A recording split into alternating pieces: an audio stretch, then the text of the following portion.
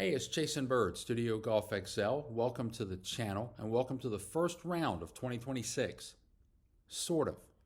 I participated in a four-man scramble at Westchase Golf Club in Tampa on a cold, windy Monday. Do they have cold, windy days in Florida? Yes, they do. But hey, it's golf and we made the best of it.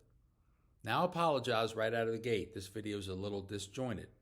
With four-man scramble, I had to edit out other people's shots, people walking in front of the tracer. Hey, it happens. But this will be a good indicator of where the swing is at least starting in 2026. One more apology. I don't have my tee shot on number one. It was a crowded first tee, and I didn't know how my guys would react to me videoing.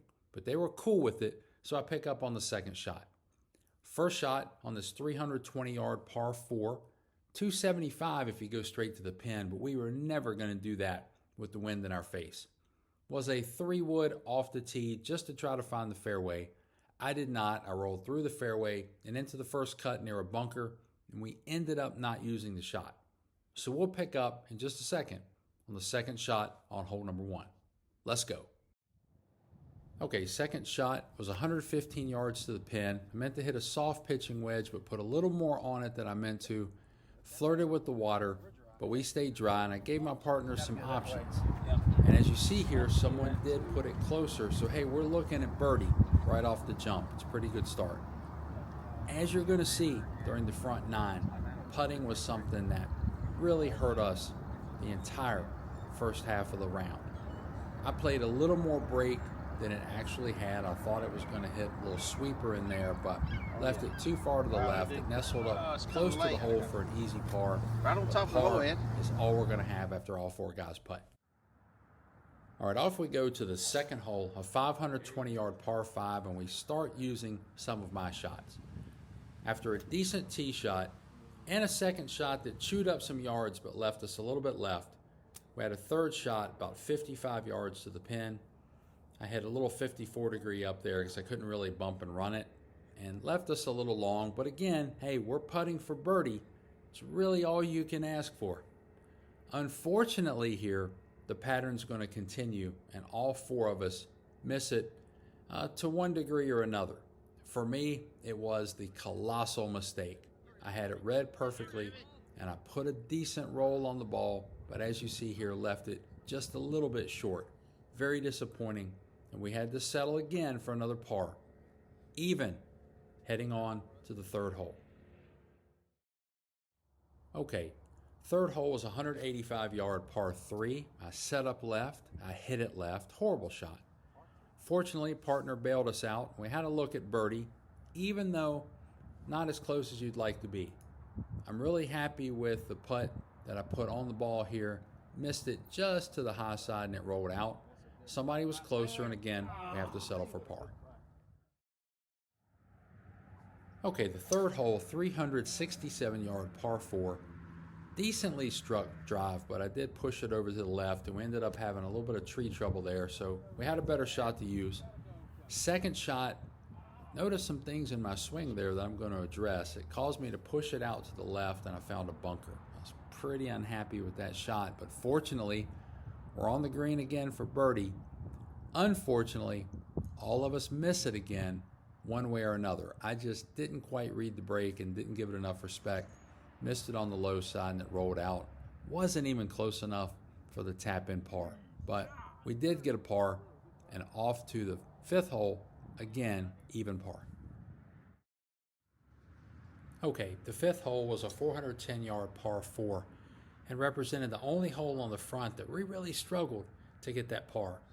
I had a decent tee shot that got us out there to a very manageable second shot, but just like the hole before, maybe I should have taken 1 club more or was a little too tentative on the swing, and it left us just to the front of the green where we would have to chip up to make a run at par. Nobody else really got us closer.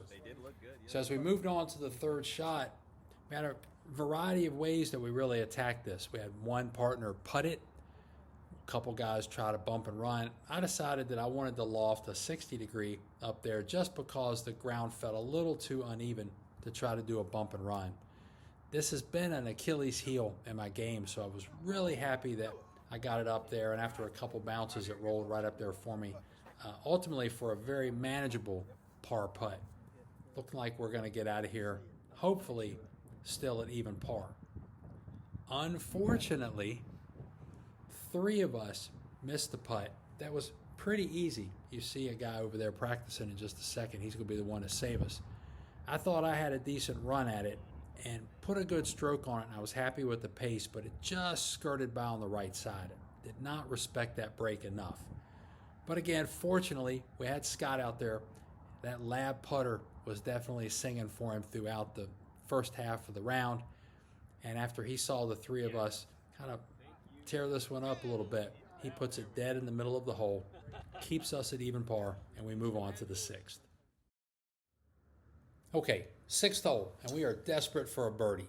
396-yard par 4. I put a good drive on the ball. We ended up not needing it. We had somebody on the other side that was a little bit closer. So from 150 or so, I do what I've been doing all day, just a little short with my irons. That's definitely something I'm going to work on as we get going in between rounds this year. We still had a look at birdie just off the back of the green, and stop me if you've heard this one before.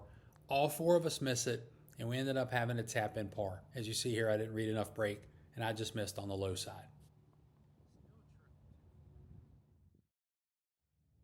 Okay, the 7th hole, 156-yard par 3, and again, just like on the other par 3, I'm a little bit left. I'm sure that's alignment. I was also a little bit long, so we had a much better opportunity. Somebody on the team put us in prime birdie range, and we felt good about this one. First putter lipped out on the right side of the hole, so I decided I'd come into the left. I would just let it fall in on the left side. I felt really good about the pace, felt really good about the swing, until I watch it lip out on the left side of the hole. You just can't believe it sometimes. Other 2 guys missed as well. We stay at par. Okay, we arrived at the 8th hole, a 505-yard par 5. Needing a birdie, but hey, it's par 5. So I put my drive with a draw down the right center of the fairway. Had someone out drive me, so next up was a 3-wood from their ball, which I put a couple hundred yards down the fairway to the left. Put us in A1A position for a short chip up that I neglected to record. Sorry about that, y'all. And then another look at birdie. That's a little farther than we'd like for it to be, but unfortunately, similar results that you've become used to watching this video. Just ever so slightly misread it, went right by the hole, and we were in after 4 birdie misses with a tap-in par.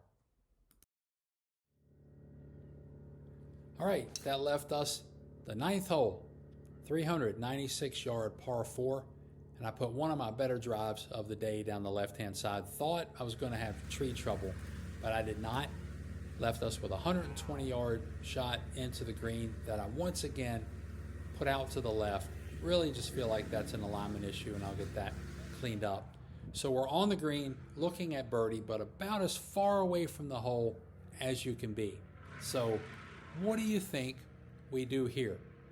Well, if you guessed, we put 4 fairly accurate, fairly aggressive shots at birdie toward the hole, but didn't make any of them, you are correct. Here's my putt from there. If this was a normal round and this was my lag putt from where I was at, I would not be unhappy at all, because that would lead to a tap-in par, which is what we had, finishing the front 9 at even.